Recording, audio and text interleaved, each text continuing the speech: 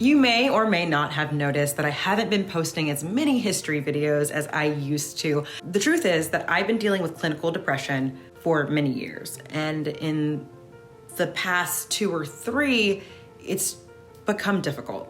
Whenever I've been lost, I've looked to the past for guidance. So, having depression, I wanted to know, what's the history of depression?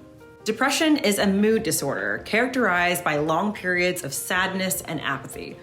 Fatigue, difficulties concentrating, and wanting to isolate are just some of the symptoms.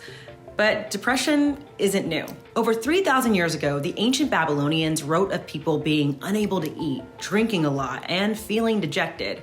Now, you and I recognize those as symptoms of depression, but the ancient Babylonians, they had a different term for it. They referred to it as asustu, which translates to distress. Ancient Greece, depression was called Melancholia, which makes me feel like I should be standing on a balcony, looking off into the mist, waiting on a long-lost love. Sorry.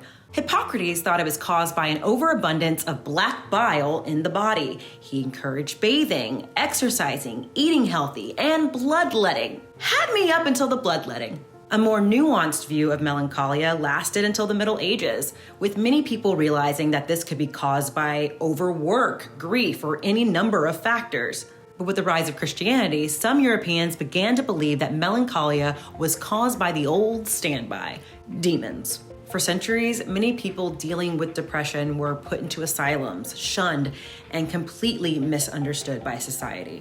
It was only when we entered the age of modern psychiatry that things began to change. In 1801, French psychiatrist Philippe Pinel advocated for more humane treatment of the mentally ill and acknowledged that depression could be hereditary or caused by external factors. Depression has been a part of history for thousands of years. Many notable people have struggled with it, from Abraham Lincoln to Beethoven to Nina Simone.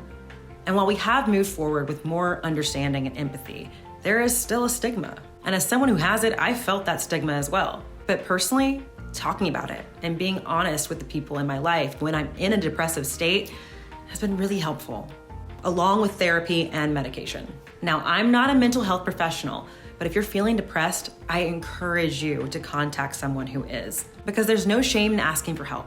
And there's no shame in having depression. Depression is a part of me, but it's not all of me. And if we've learned anything from the history of depression, is that we have to treat depression and the people who deal with it with grace, compassion, and understanding. And absolutely no bloodletting. What in the world?